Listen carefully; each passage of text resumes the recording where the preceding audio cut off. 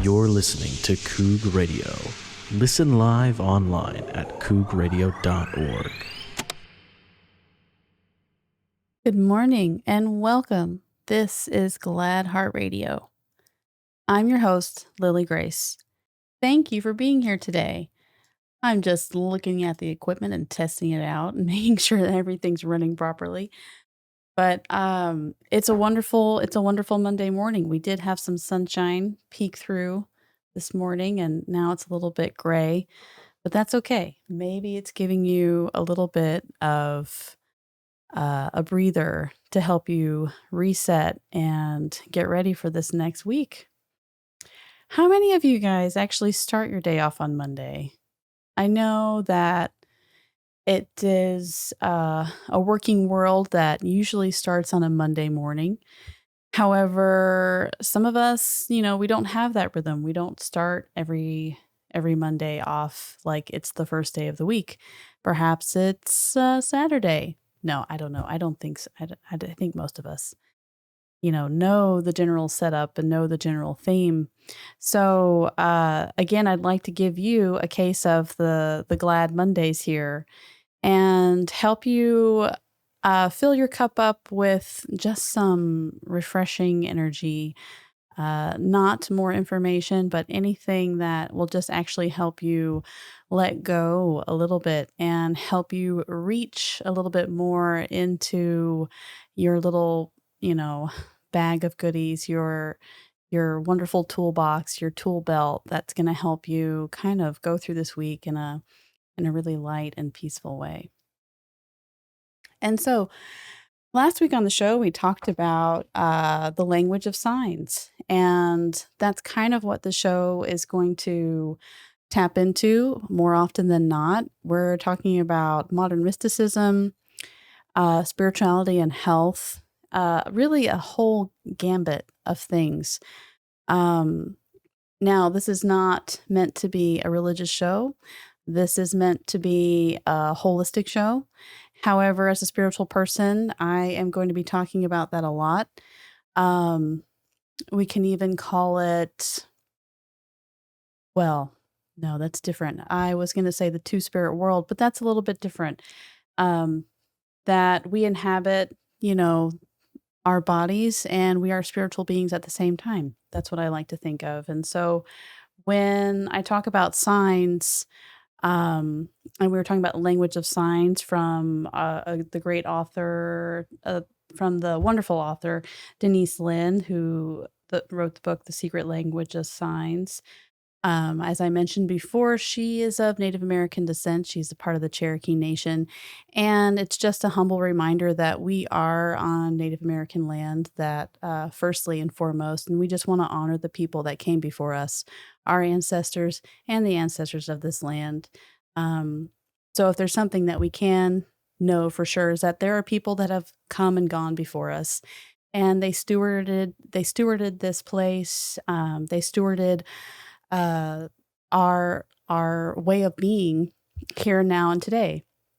Those that came before and helped make the world what it is, and now we're living and being a part of it and getting totally involved and seeing what we can make of it. And we're so grateful to do that. And that's kind of what Glad Heart Radio is about. It's always about tapping into whenever we might not be feeling completely connected, there's got to be something out there that we can feel a little bit glad about, a little bit glad of. And so that is what helps keep me centered. That's what reminds me to keep going from time to time when I'm feeling really confused. And on that, feeling confused. Feeling confused can be a bummer. It's true. If you let it be a bummer, anything could be a bummer, I suppose. But getting confused, there's a wonderful thing that I've learned lately that I'd like to share with you. And again, I'll just touch at the end of the show. Of course, I will do a reading. So every show will have a little bit of a structure about the topics of the day. And then at the end, I'll give you a card reading, an animal reading, and perhaps a crystal reading today, I have different cards and different decks and tarot decks, and they'll kind of make their way in and they'll kind of rotate in as far as what's being, kind of what's coming through and standing out in order to pull those and draw those for the week. So, yeah, a little bit on mindful confusion. Isn't that a fun way to think of it? Are you are you being mindful in your state of confusion?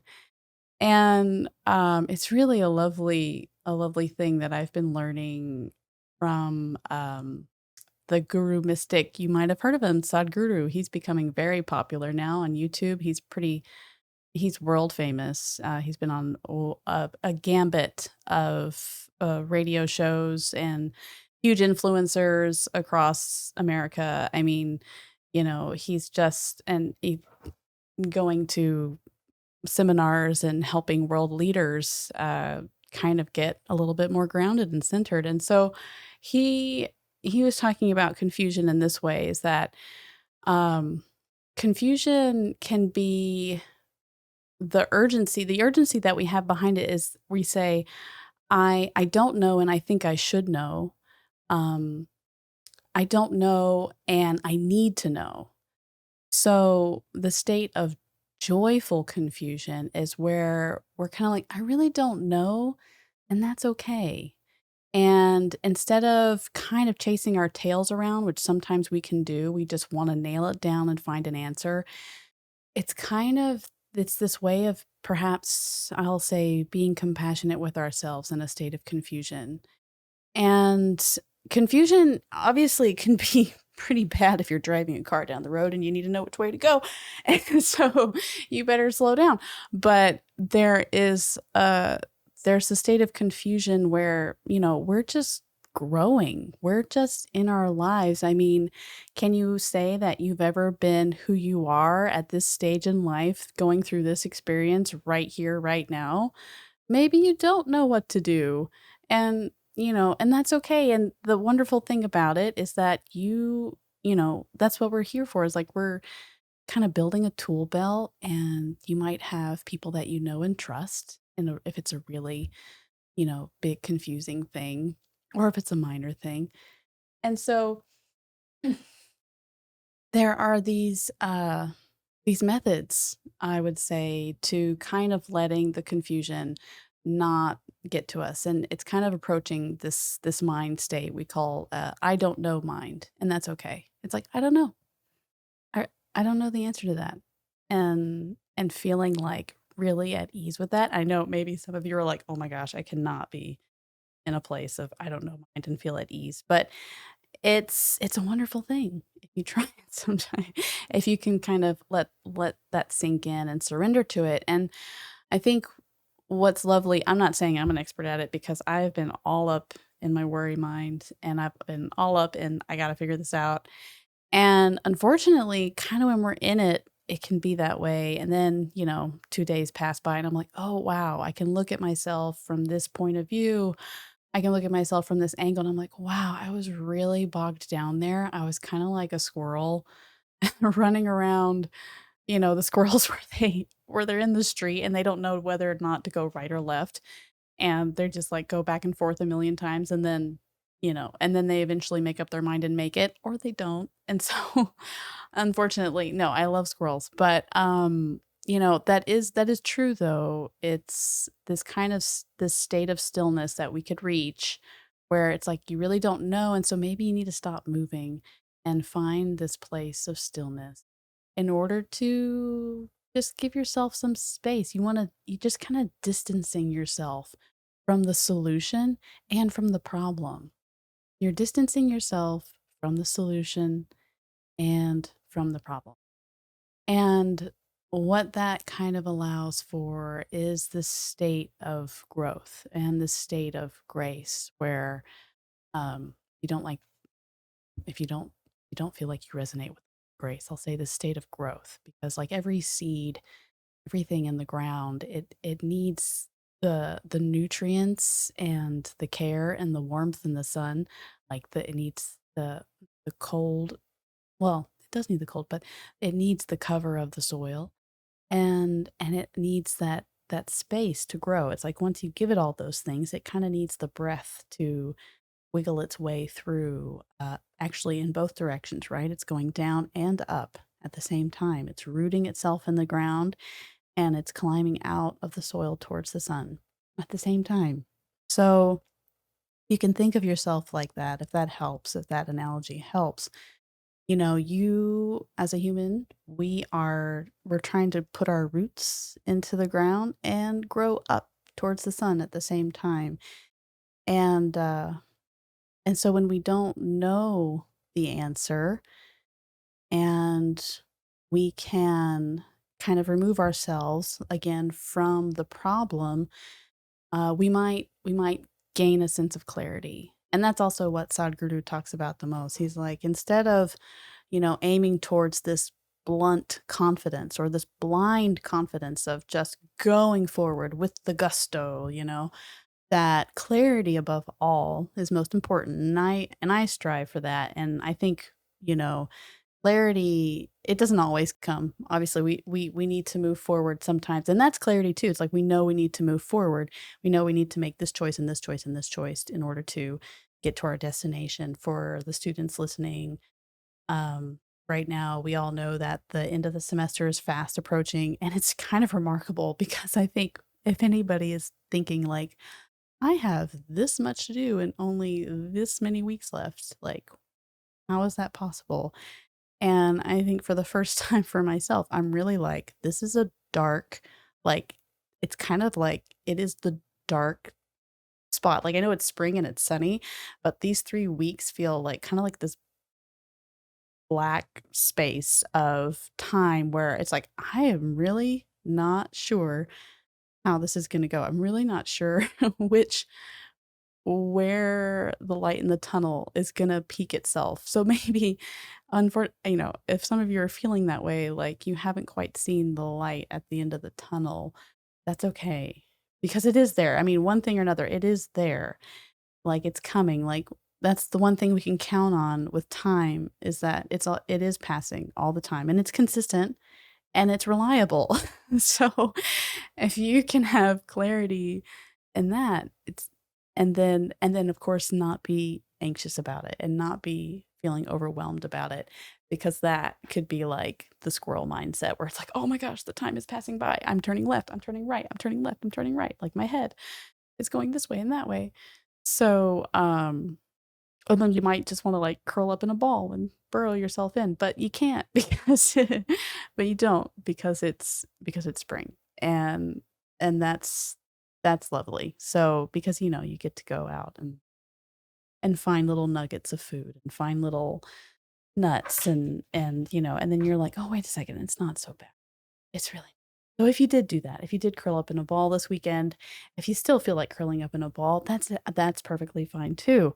That's also another way to reset. It really is. So if you ever feel really overwhelmed and not even just regular day today, I've actually in my yoga practice, I practice lying on my side. And for those of you who have tried yoga and know that, um, curling up in what's called the fetal position or laying on your right side or your left side. You might curl up and lay there and really just let your body on the hard floor is preferred, and you can just let your body sink into the floor and really just sink into it. And I love that expression. It's like you're sinking into the floor. And maybe for those who are not comfortable on the floor or on their yoga mat, of course, you should, totally use a yoga mat or a rug or something or a blanket. And if you're not if you're not used to that, uh, like the hard surface bothers you, just try. I mean, put your arm underneath your head, and this might sound silly. Like if you're listening, you're like, I was wanting some really good helpful tips today. This is not helping. I'm sorry. That's not I hope it helps. No, I mean it's true. It's these simple things that we kind of overlook that I might even struggle to keep with me on a daily basis. But there are these things that people are like, yeah, you know what? If you do this every single day, it helps. And the truth is that if you don't, maybe you don't believe it, but if unless you try it. So it's kind of like those things. Like it's like, well, have you tried it for that long? Do you know if it works? And so there's these little nuggets of these little things that help. That they seem so simple, and the truth is that if we just kind of let ourselves do it more regularly, then you'll notice. You might start noticing the difference. I notice sometimes when I stop doing it too. Like there are these little things that I was really being careful to do. And one thing, and with the glad heart, is actually it's not necessarily giving thanks, but it's giving thanks in a way that feels very reverent. And so again, when you're actually struggling and you feel really tense, or maybe just things aren't going that well, and it might feel, you know, it just might feel hard to feel grateful for anything. And I'm sorry if you feel that way because I know it sucks. Um but even if you are feeling grateful for everything, like if things are going well, that's a wonderful moment to say thank you. And it can be to anyone or anything that you feel a touch of um, gratitude for. And you it could be looking up to the sky. It could be tilting your head up and feeling the sun on your face and just taking a breath,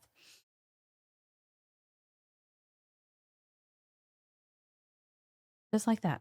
And in that space, you're saying, thank you, like, "Thank you for this day. Thank you that I'm alive, and, I'm breathing, and I'm glad to be here." Um, so and in that, what I was getting to is that it's a wonderful thing to kind of work that into your day somewhere. Even if you just say it once. I try to when I try to say it a lot. Sometimes, if you're in a mode of desperation, you're like, "What can I say thank you for in this moment? I have no idea. I'm not feeling thankful for anything." And that's also another wonderful sign where you just stop yourself. Just stop. It's like stop that train of thought and just kind of look around, and you might be able to spot something like on the wall, on the table, you know, through the door, and you just kind of let that let that sink in a way. I'll actually call it's a zone of neutrality. So it's kind of looking at your things around you, and if you feel like a lot of thoughts or emotional pull with the things around you, like if you're in your room and if you look around and you're like, that thing reminds me of this, and this reminds me of that, and that reminds me of what I've got to do next week, then then maybe that is a time where you can get out of that space. However, it could just be something on the floor, and um this breath of neutrality, it's where you kind of just look at something and you're like, hmm, and you just get curious about it. You don't try to label it. You don't try to identify it like, "Hmm," like I'm looking at this cord on the table and it's curly and it's black and it looks kind of rubbery and there's a bit of a shine to it. And it's like, in my thought, I wasn't trying to identify it like, well, that's a cord and that's a chair and it's yellow and that's a camera. And so sometimes, and I would say that a lot of children, they don't do this. Children don't do this, or they do this naturally because first of all, they don't know what everything is. Like as grown-ups, we kind of we get to a point where we want to know what everything is called sometimes. Like we want to have a label for everything. And it's like we just know what that is or know what that is. And it's like, and so we might become over identified with all the objects around it. And so young children, they have the luxury of like not knowing. And then here again, we're going back to the not knowing. I don't know. I don't know what that is. And actually it's a wonderful thing when you kind of forget. You're like, I have no idea what that thing is called. And it's actually I'm looking at an eraser on the whiteboard, but it's like a whiteboard eraser. So like if you're getting really specific, but I'm looking at it, I'm like, I don't even know what that's made of. Like, I don't know what that's called. I know it's got like felt on it and it's a rectangle and it's kind of foamy. So, if this is if this is helping, I love it. But, and so back to the children, when the children are when we're children, it's just we're so great, we can be so gracious with ourselves because we don't know all these things. And I think actually in this day and age, that might be shifting a little bit, unfortunately, because of the amount of technology and information that we have. I think everybody would agree. And actually there is this great gosh, what's it called? The Big Think. There's a talk on YouTube called The Big Think, and I'll have to reference that show, but there's a gentleman there, I guess he's a famous neuroscientist who is talking about the amount of information that we see in a day. And I think he referenced it was about I want to say like 32 gigabytes. Like if you're putting it in measurements, and one analogy he said it was like reading like 1,800 newspapers in a day. So I think that's close to it, like 1,800 newspapers, but maybe I'm off with that number. But I really remember 32 gigabytes of data. So in one day, you're consuming or being inundated with 32 gigabytes of data. And for most people who don't know, that's actually a pretty big memory capsule, like on your computer. I think if I'm if you're writing a Word document, for example, it's like so little than that. It's like 2 mini bytes, whatever they're called, AMBs. I should know this because I'm a DTC teacher, but I'll Google it. Um, so, but 32 gigabytes is a lot of information. I know if I was trying to download, let's put it this way, if you were trying to download 32 gigabytes from the internet onto your computer, what do you think would happen? First of all, it would take hours. Most people's it would take like hours to download that. And also, it could likely just break your computer. Like your computer would overheat and shut down. It would be like, I'm out, I'm tapped out. This is too much for me. Like, what were you thinking? You got to break it off into little tidbits and do it that way. And that's actually what you do with a computer is that you don't want to overload it. You don't want to overheat it. You don't want it to overwork. So you take that 32 gigabytes of data and you downsize it, you zip it up, or you actually, most likely, you break it into separate files or separate pieces and chunks. And even then, it takes a while to download. So I'll have to look for that. But so if you think about that with young children and ourselves, and because we're not separate, we're just bigger kids now. The way that we absorb information and take it in, it might have increased, like our capacity has increased because that's just, how we've adapted. However, it's interesting, and I will reference Sadhguru talks about this again, is that, we have our body that has what is called like the body memory. And so if you think about it this way, your thoughts, they happen really fast, right? They're lightning fast. There's another, measurement out there about, gosh, we have like 60,000 thoughts in a day or something crazy phenomenal like that. It's like lightning fast, the little firing of the neurons in the brain. And that's probably not excluding like those are like subconscious thoughts and thoughts that you're just not really even aware of. It's like if it's constantly churning, your head space is constantly churning. And so the difference between your body memory and your mind memory is that your body is a lot slower. Okay? So your body, when it takes in information, it's a little bit harder to train. If you think about if you're an athlete or if you like running or doing anything, any sort of movement that even in your work, when you're training your muscles to do a certain thing, it takes time and practice over and over and over again. And you're training your body to do a certain thing. And then you notice it becomes more natural. It's like a reflex. Um, so that takes a lot of time. And so with the mind, it's it can absorb or it can take in a lot of information a lot quicker. However, when it's going through your body, it's at that pace, like the amount of information that you can actually see and take in, it's not your body doesn't know how to adjust to it, right? Because it's slower. It just moves slower. And, if you think about your body as like a big ship, and whenever you wanna make a turn or an adjustment and your mind is going, go this way, turn this way," but that big ship is moving much slower than your mind wants to take you.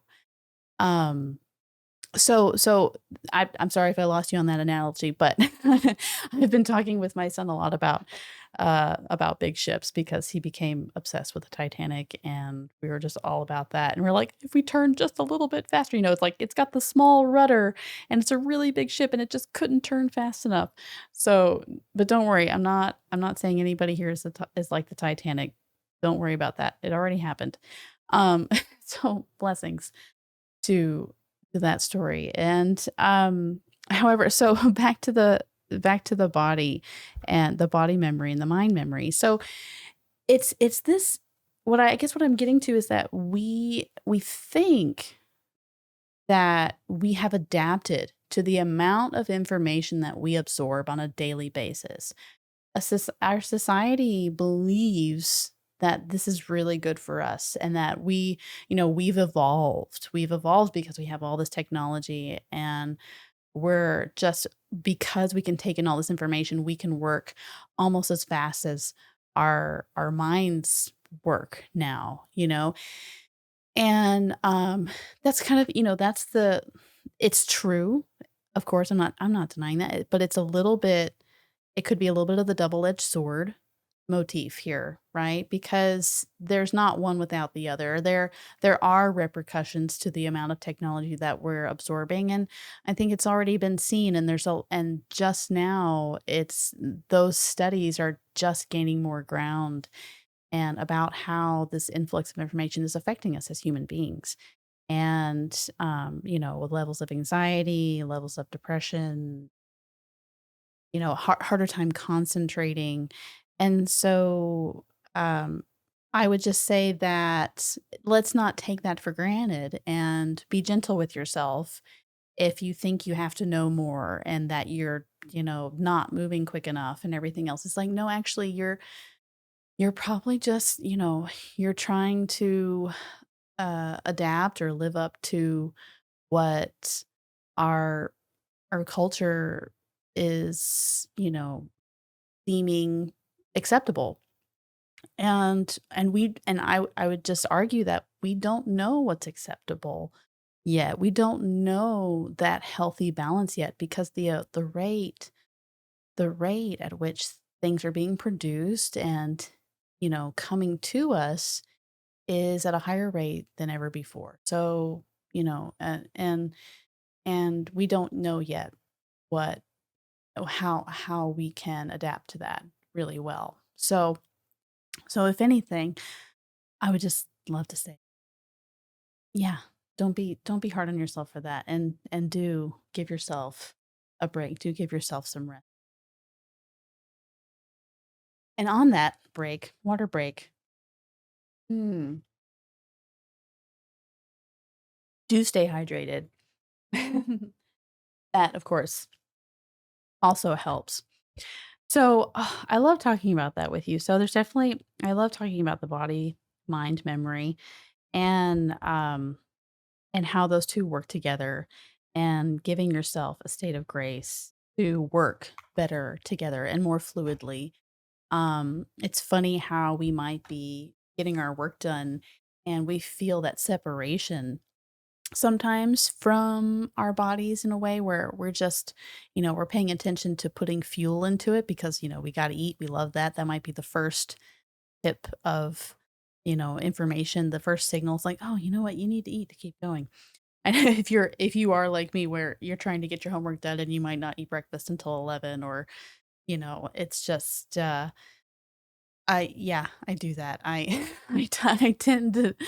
tend to go through my day and think, I don't even think about it. I'm just like, if I don't eat until I can probably manage until the afternoon. It'll be okay. And then if you're like me and you get hangry, you're like, "Oh, wait a second. No, food is good, actually." Food food is fuel, and it is. It's fuel, and it helps us recover and regenerate, and it's a wonderful thing. So, to nourish yourself, if you have yeah, nourish yourself with good food, and I know it's easy to reach for the fast, sugary foods, but your mind, body loves the nutrients,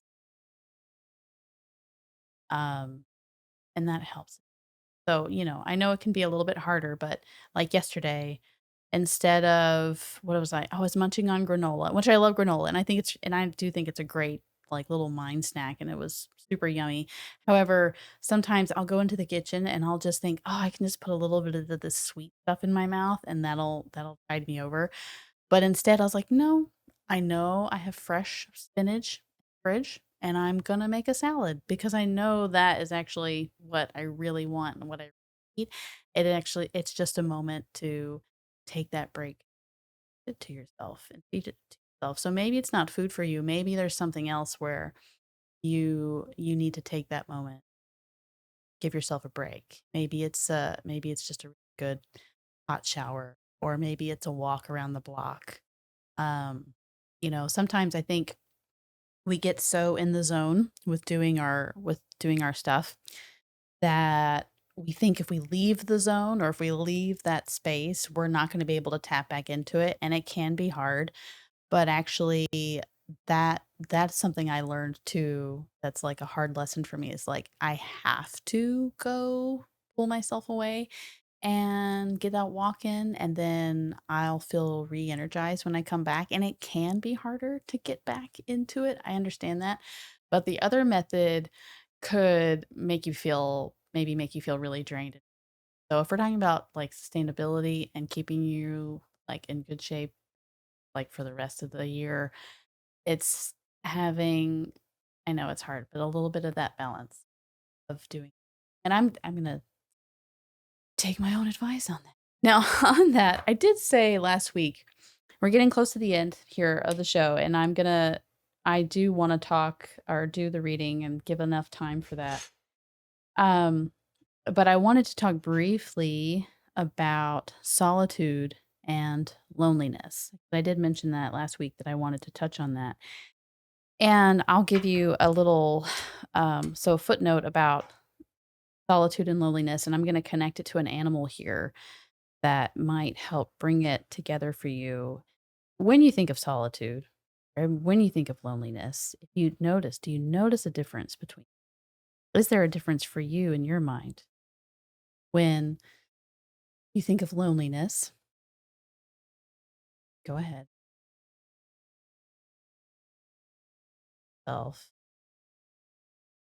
When was the last time I felt lonely and what did that look like? Maybe I never want to go back.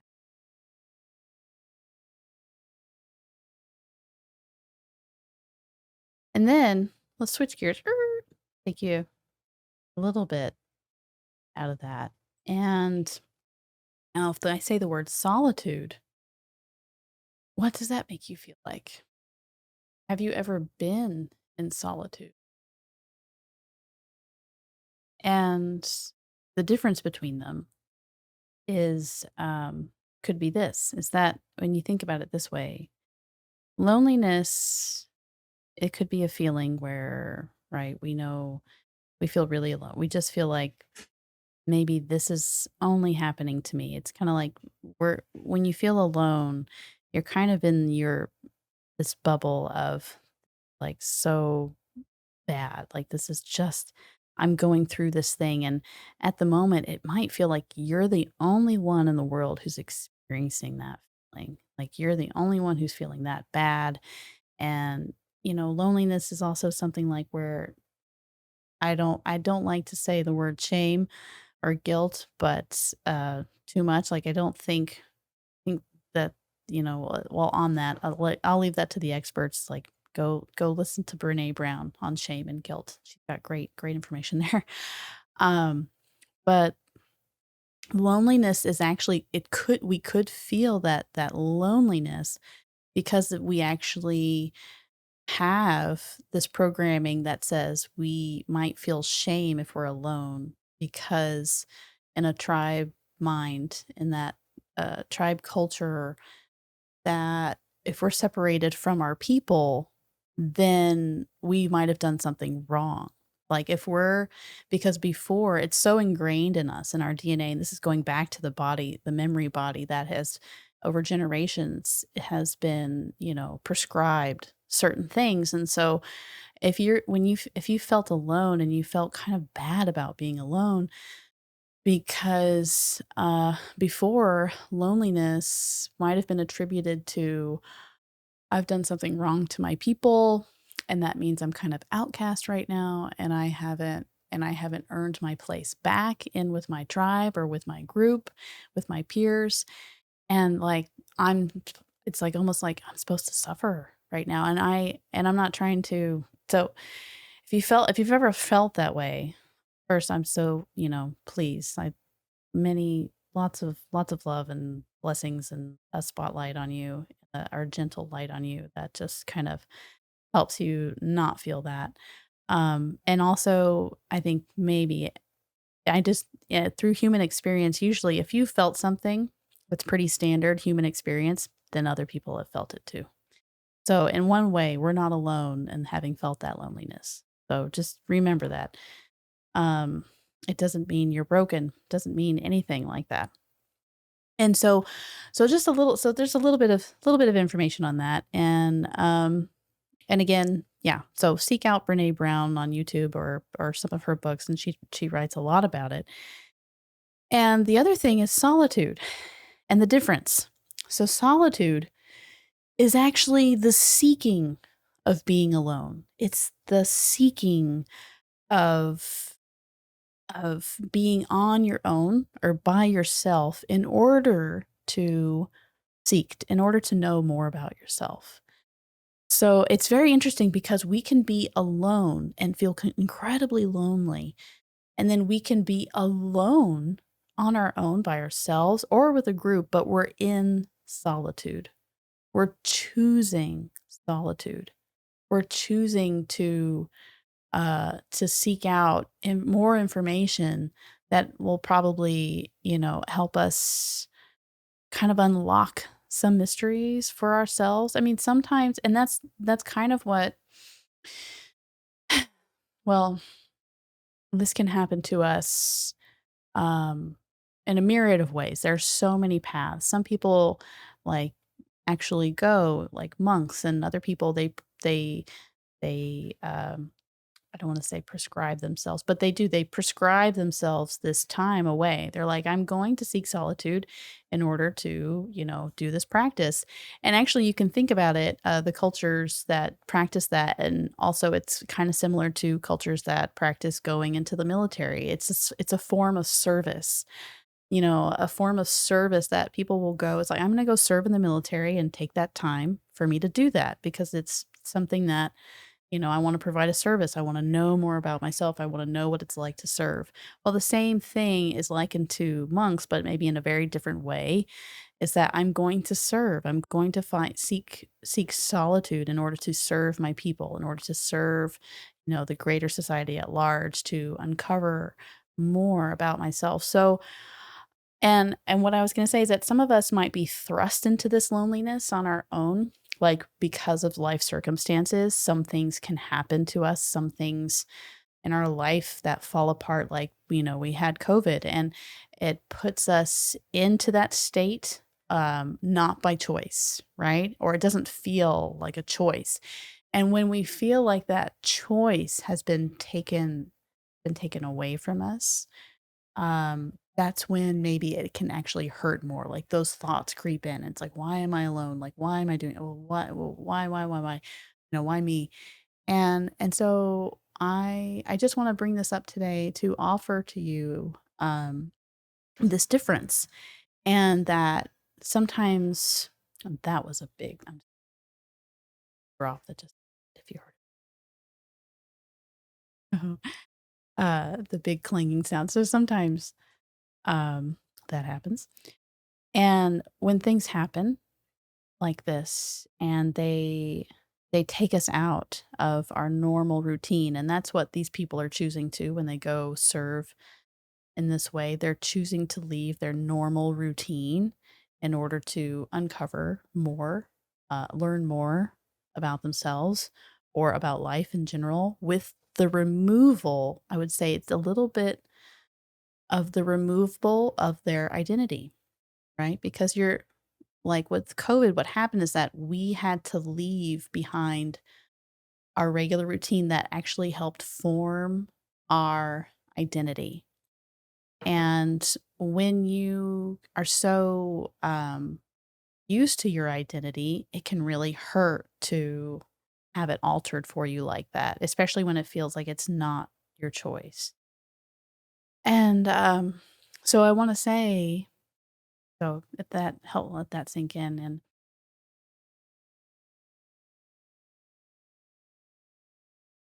so on that, if you are feeling that loneliness, there is a possibility for you to see it as a place to choose solitude.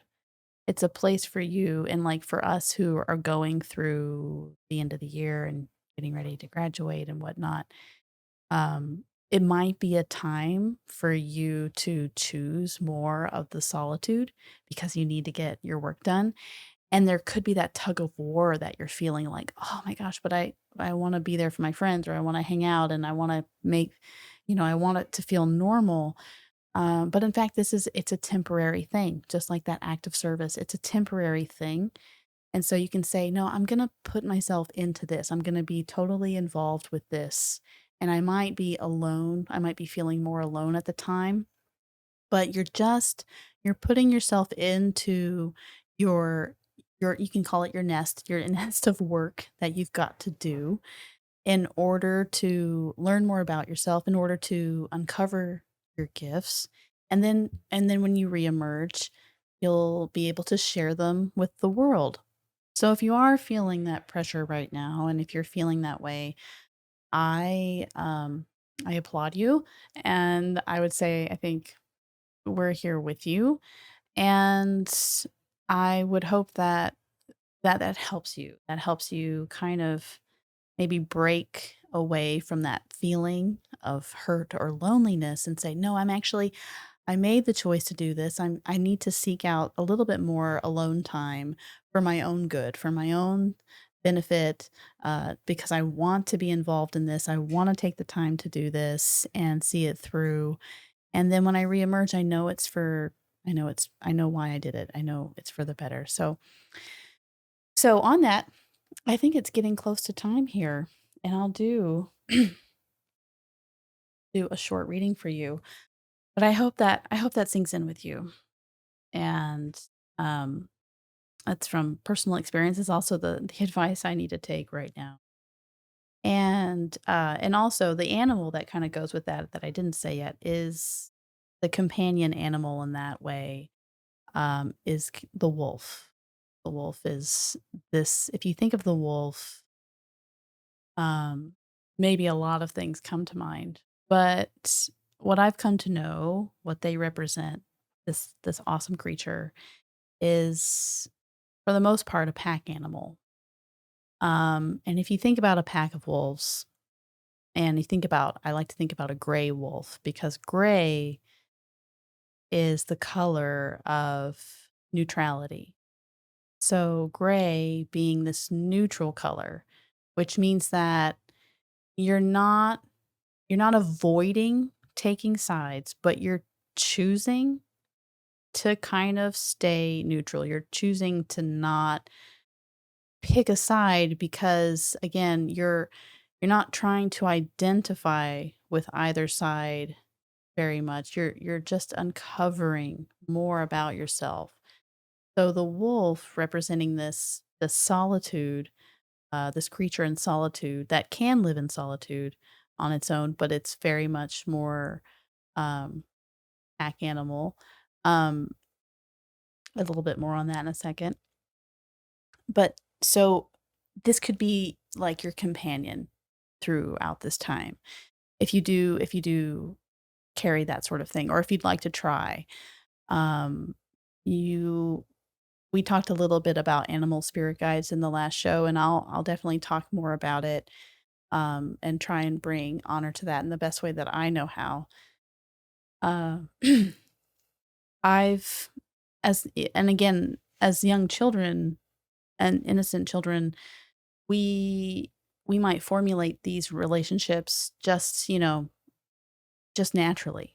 Just very naturally because it's a very natural thing, and despite what we know about culture and what it's trendy to say about having an animal spirit guide and all that, I know there's a lot of talk about, that and, oh, finding your animal spirit guide, which actually more on that later, but I actually did do that a little bit with the same author, Denise Lynn, because she offers that. She offered a trance, meditative state where you can go and actually, um, you know, go into a trance state and see a spirit animal that might come to you.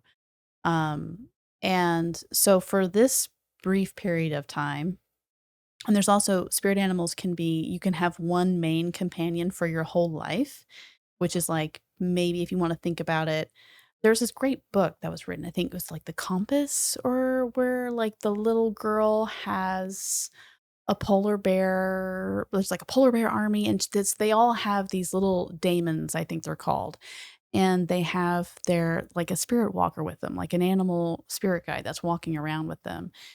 And, so it's sort of like that, if you wanna think if you've seen that or if you've read that book, and it could be in that way, like, from the time of your birth, that you might be part of a special animal clan. You might have a family associated with a certain animal, and we actually do this too. I know on the crest of arms for, my Scottish heritage, um I I had, the stag is representative on our coat of arms.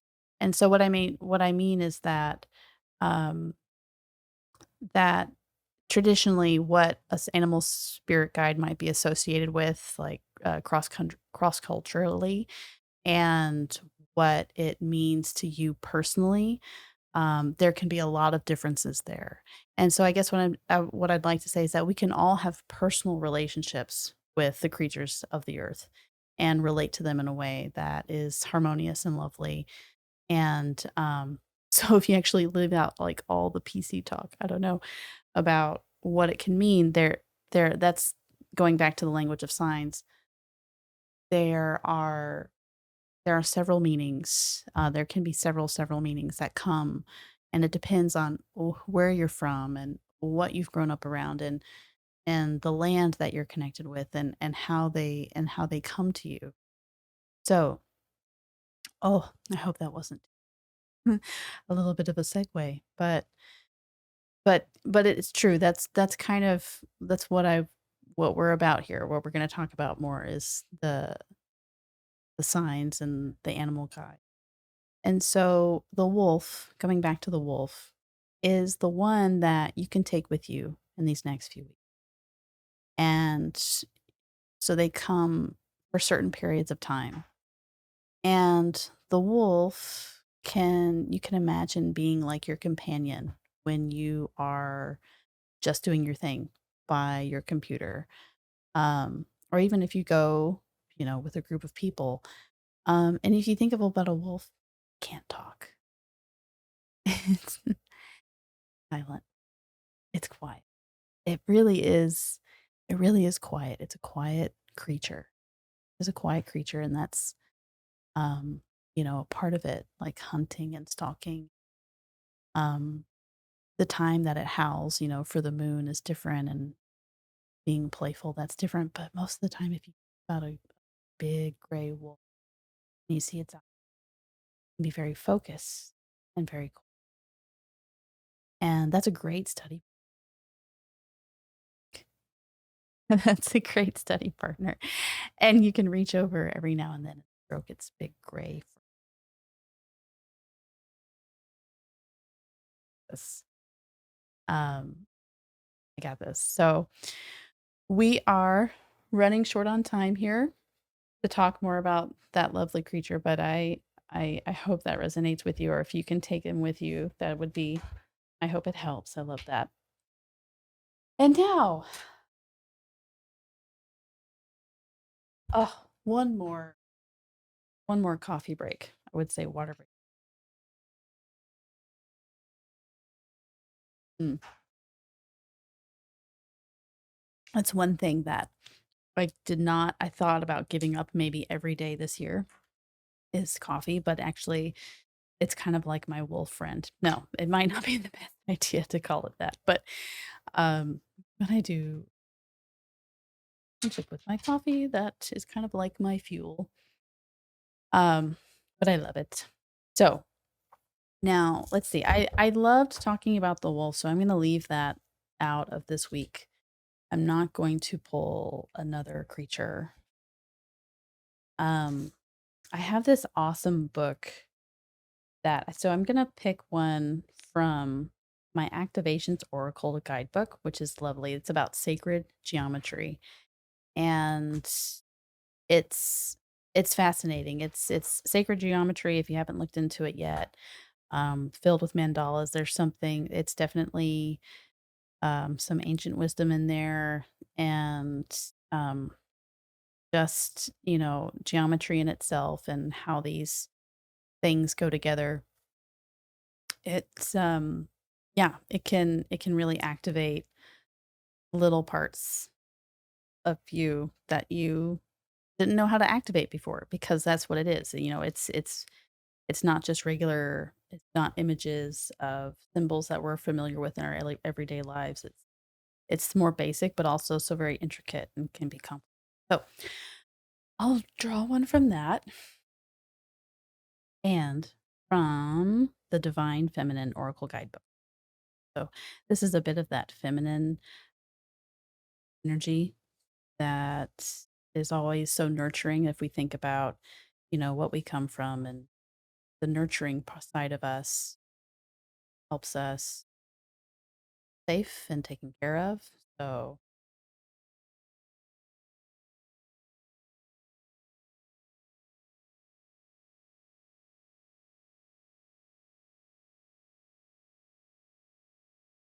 oh, okay.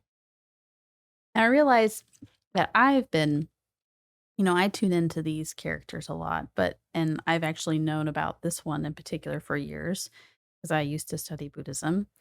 Well, study it. I used to try to live it in a way. Um, so her name is this is if you c- this is a big one.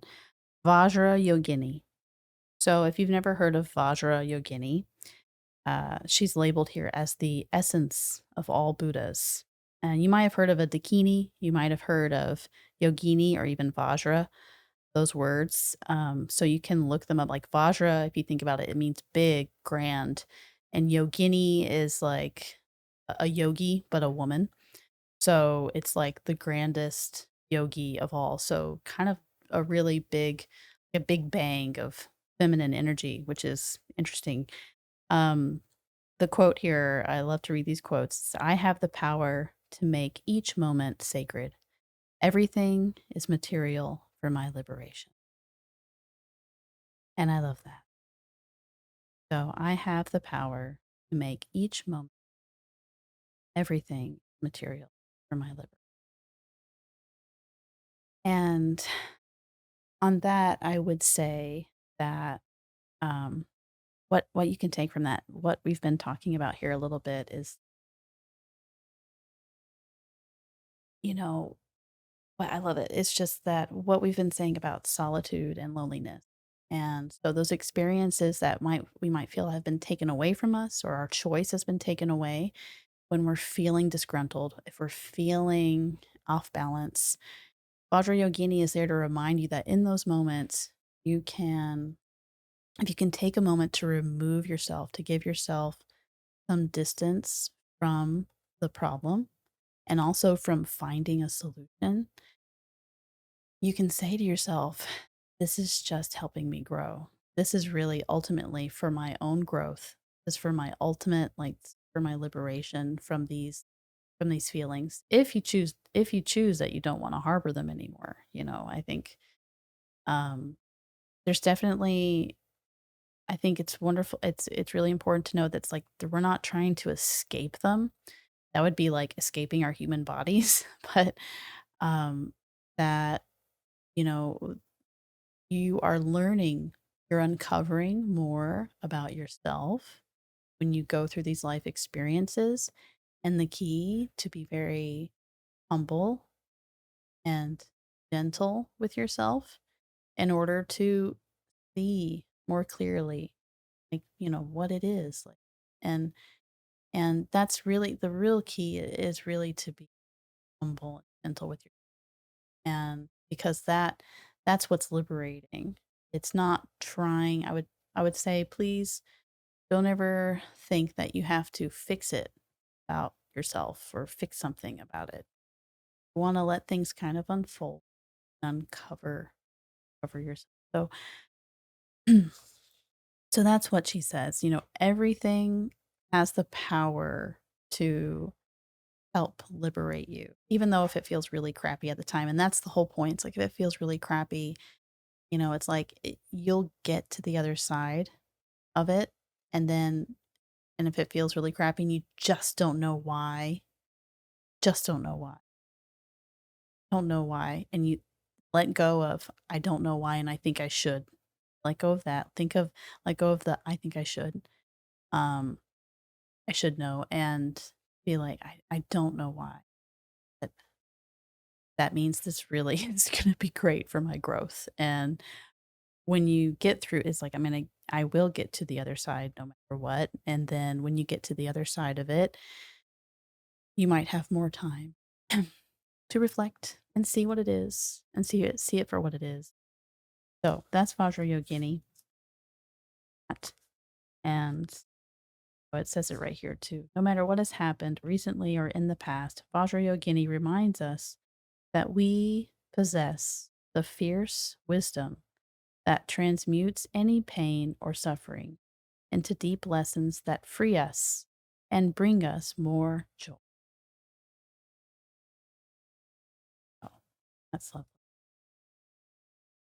Can I see the lesson in the chaos? I have the power to make each moment sacred, everything material. Thank you, Jenny. And now for the last card of the day, to the Sacred Activations Guidebook. I will say that normally we're supposed to start right at 11. So normally I would end right at 12, but I fact so hard here. Oh, so cool. Okay. So each of the sacred geometry cards also comes with a number. And I'll be going more into numerology as I'm also uncovering it for myself more and more, and I do love it. And if you think about geometry, numbers, the universal language, like the laws of the universe, they come in numbers, right? So I'm not gonna say I know a lot about it, but everything comes in a pattern. Everything has a kind of a rhythm to it, which is a numerical or a measured, can be measured in a way. So, ancients knew this, and I think our modern science is just now seeing that it parallels and matches what ancient wisdom knew without the same sort of mathematical advancements or technology that we have. So anyway, blah, blah, blah. And so the card itself is 21. The number is 21, and it's the Divine Feminine card. So that really pairs well with Vajra Yogini. Um, the Divine Feminine is, if you're thinking about like Big Mother, the grandmother that nurtures us, we're on Earth. The Earth is usually considered to be mother. It can be referred to as Earth Mother, Gaia, that nurtures us, and gives us the grace. We walk around on her back, as they say, um, when it's referred to as. So, I'm gonna read a little bit from this guidebook because there can be detail. The frequency of divine feminine supports our receptive, nurturing, and soft side, allowing it to express itself openly and helping us to connect to our intrinsic understanding of our connection to all of creation. So it's helping us to connect to our intrinsic understanding of our connection to all of creation. Thank you. So, on that, how I was mentioning about curling up on the floor in that fetal position, uh, the reason why that works too is because that is, again, back to the memory body, that's how we're birthed, that's how we live in our womb. We're curled up in that position. And so when we do it again, when we mimic that in this stage of life, in your big self stage of life, you're you're kind of that's what you're doing. You're providing that nurturing support. And if you think of that, you are laying down on the earth, that mother. So you are laying on the womb. You're laying in the womb of the earth mother. And so laying in that position helps you reset. It just helps you reset. Um, that is what can help you feel nurtured and whole. And again, you don't have to get, spiritual about it. You don't have to. If that what helps you feel comfortable is what helps work for you. So just taking some deep breaths, and like I said, if you're just laying on the floor, and sometimes it's usually cooler down there too, you might notice that, and like this little bit of coolness, this little bit of shift, and taking those deep, lying there, just kind of letting your mind go blank. If you just max those thoughts. And if you fall asleep there, totally cool. If not, I'd spend at least like 8 minutes down there, um, just laying on your side if you can, if you can do it for that long. If not, a few minutes, just take a few minutes, a break, see if that helps you. And that nurtures you. So, oh, guys and everybody, um, yeah, I learned that guys is a neutral word. So I hope you don't mind me saying that. So, guys, lovely people, thank you for tuning in today. Thank you for joining me. I'm so glad to be here with you today. No pun intended. I'm glad to share this information with you, and I hope it helps. I hope it helps in just a little bit. I hope it resonates with you. I'd love for you to come back next week and tune in, and we'll do more readings and more talk on modern mysticism. I'm not sure what next episode is going to be about. We might dip back into some ancient, or not ancient territory, but some old school territory, and bring up some myths from the Vikings. Because who doesn't love Viking mythology and how it's infiltrated our world today, with our modern Marvel, um, little heroes.